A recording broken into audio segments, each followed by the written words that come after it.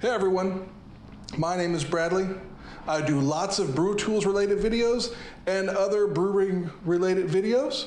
Today, I'm doing a follow-up video to my previous video. It's a lot of videos. Today, we're gonna talk about the Brewtools 3-valve setup.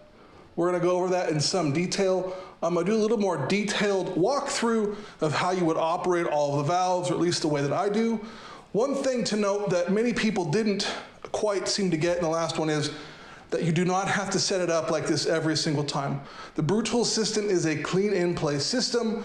You basically get PBW really hot, turn the pumps on, and it's pretty much clean with minimal effort. I typically will only disconnect my hoses and let them dry.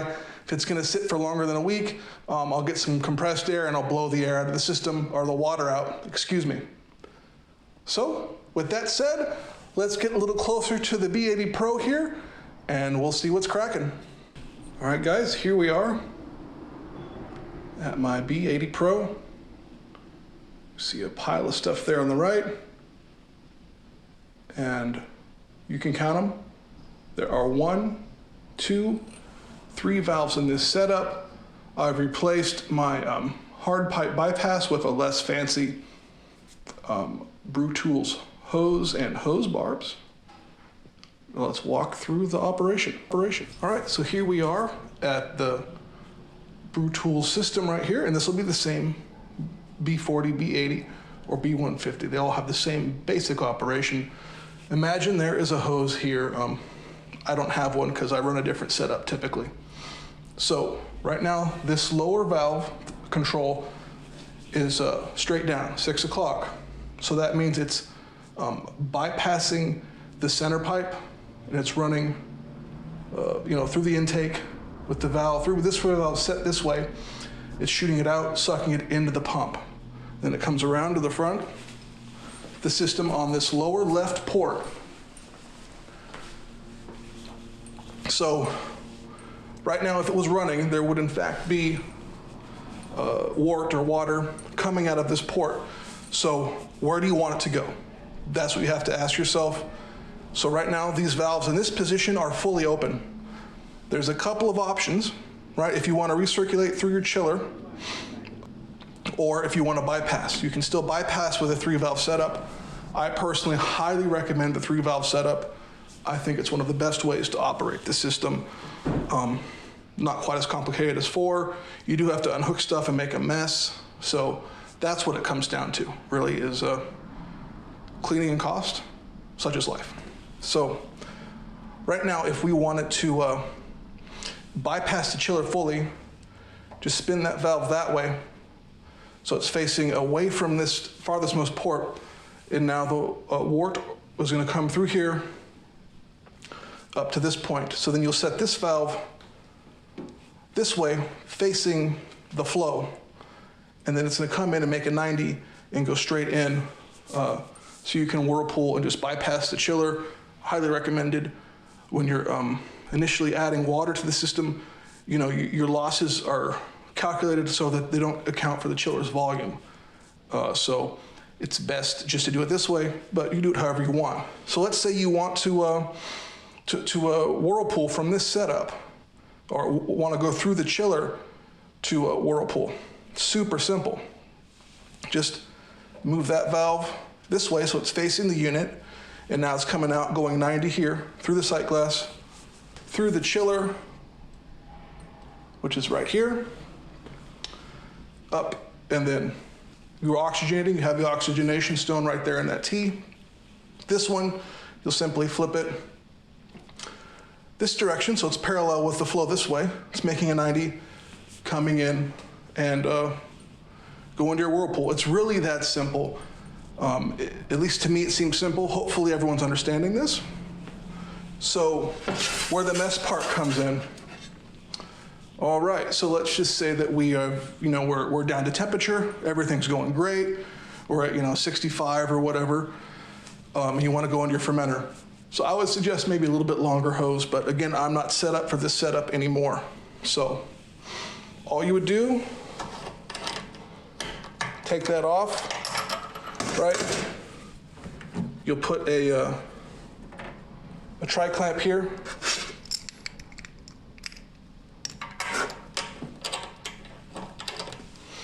That's just capped off for safety. Then you have this hose. You can put that wort into your fermenter or wherever you're gonna go. So the big advantage of the fourth valve is you can, because right now if you want to drain, you basically pull this back off. You got some wort in there, you put this back. So you've made a mess, trust me.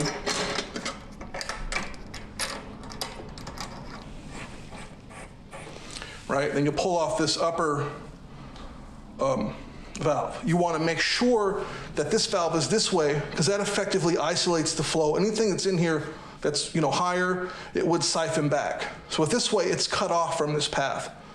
So it's a straight shot out. Actually, I just missed that, but yes. If you're going to transfer out, you would loosen this one, open this straight shot, and pump out. So when it comes time to drain or clean, in the 3-valve setup, you drop this hose into your bucket here on the floor or what have you. And that is essentially the mystery of the valves on this side of the machine. I don't mean to be sarcastic, but just who I am. So we'll go over here to the other side and we'll discuss a tiny bit more about this this lower system valve. Here we are back on the right side of the machine, the intake side. So our valve is still in this position. We are just going in through the pump, intaking this way. And we say you want to recirculate over the grain bed. So you'll go down to this lower control for the internal 3-way valve, and you'll flip it somewhere in this position. Brewtools recommends 5 o'clock. You can adjust that depending on pump rates and your grain crush and your experience, skill, whatever you want to call it. Maybe luck sometimes, you never know. So now that valve is kind of basically cracked open a little bit, and it will be sending wort up here through the top. Many variables here based on what the pump's doing. You also have some bypass around the vessel, which is also good to keep stirring up any bits of debris, and you can kind of filter it through the grain bed. So let's say you want to sparge. Well, you don't want, you want all of that sparge water to go into the vessel. So you flip this guy to that position right there, and now it's full up current. So that means everything is coming out there. But there's one issue. So you just take this valve, flip it this way. So now it's bypassed the intake here. It's intaking through this fitting. And you can attach this to an HLT or anything really. You can hook it up to a garden hose, I guess, if you wanted. I'm not sure why you would though. Keep in mind that you'll have to have some water in there to prime it, at least initially, if you leave some wort in here. So have the pump off, just open this valve and open this valve on your HLT or whatever, and you should have no issues priming. Obviously, you will have the mash basket in its upright position. For this video's demonstration, we're not doing that. So hopefully that's kind of shed some light on basic operation.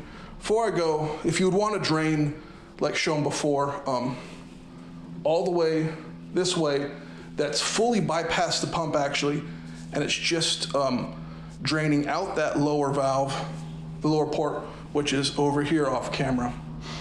All the way up, it's basically everything's open, essentially. So it really is that simple. Hopefully everyone understands a little bit better what's going on. I like to note that typically the screen is brighter, but I've got a pretty serious light shining on it right now, so it's definitely affecting how it shows up on camera. I also should probably clean this guy. It looks like it's got some PBW or who knows what on it. So thank you everyone for watching. I hope this video on the 3-valve setup and operation was a little more in depth and helped answer a little bit more questions. Remember that you do not have to build all this out every single time. You really shouldn't. I've had the valves, I've turned on the valves after about 15 brews, and there was a little bit of stuff in them. So, and the inside of everything was clean from just a hot PBW going through. So thanks again for watching. This has been Bradley. Like and subscribe, please. And remember, home brewing is good. We'll see you soon.